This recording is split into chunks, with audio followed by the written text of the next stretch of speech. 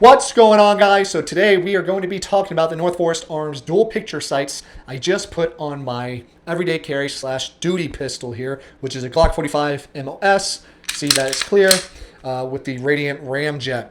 I'm going to break everything down for you guys of what I've learned so far having these on this firearm and kind of give you my opinion whether you should drop your money on these. To give you an idea of what the irons look like, that is going to be the rear sight. I went with the blacked out rear sight. As you can see, it's a half moon shape, and then the front sight, pretty tall front sight, it's going to have tritium in it.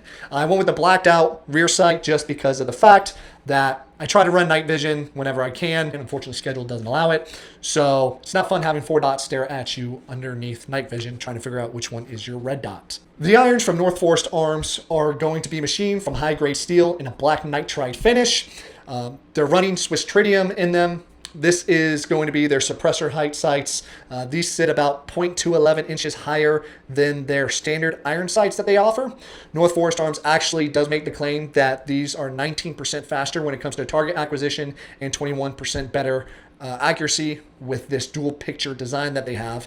And honestly, from my time with them so far, I somewhat believe that. Now, mind you, what I am giving you guys is my opinion from dry fire. Unfortunately, I have a full-time career. I haven't been able to make it to the range yet. That's actually where I'm going tomorrow. And my experience with these has been strictly dry fire and working on draws from the holster inside the waistband and outside the waistband and working on magazine changes. One thing to be said about the iron sights, they're tall. If you're running something like the Swamp Fox Kraken, they won't sit as high in the window of your red dot because of the mounting system of that exact optic. But on my setup, with it being the Steiner NPS and a C&H precision plate, the irons sit almost dead center in the optic window.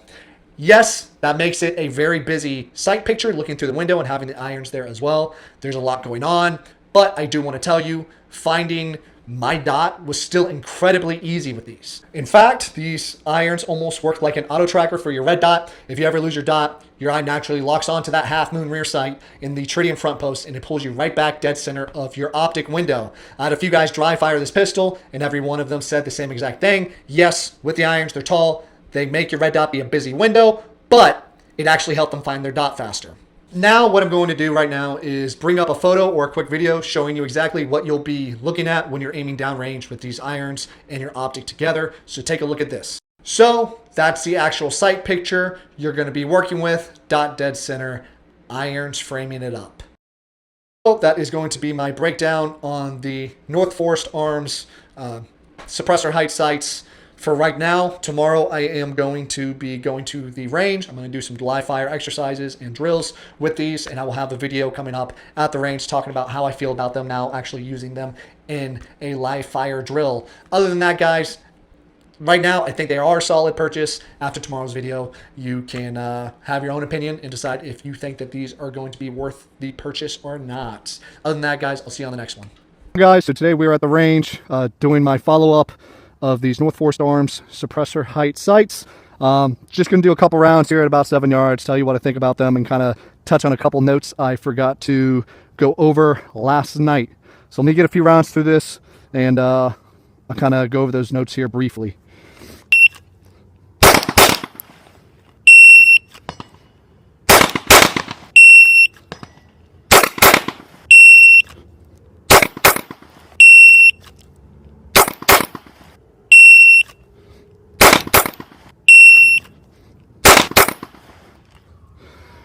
Alright guys, so from 7 yards, other than the second round I threw, I've already been out the range for the last couple hours, so I'm getting pretty tired and this heat is outrageous.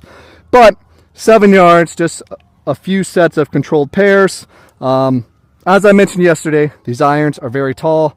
It does create a busy window space on your firearm. However, as I mentioned, the way these irons are made are awesome. They can almost act as a auto track for your dot, so very easy to find your dot and pretty difficult to lose your dot with the irons.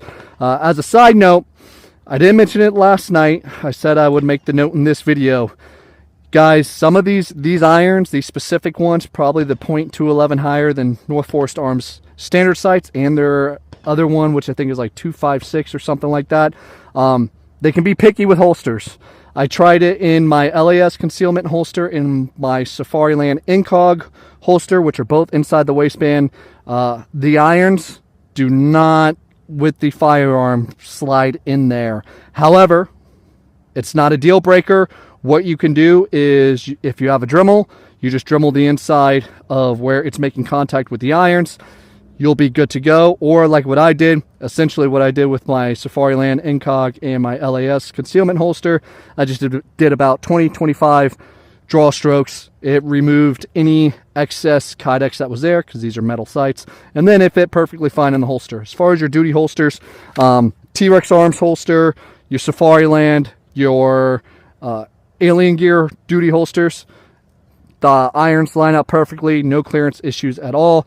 But as far as if I would purchase these irons, I do think they are good irons. I'm a fan of redundancy and backups on everything, so they aren't badly priced. $118, $120. Yeah, Matt, guys. So that is my review on these North Forest Arms suppressor height sights.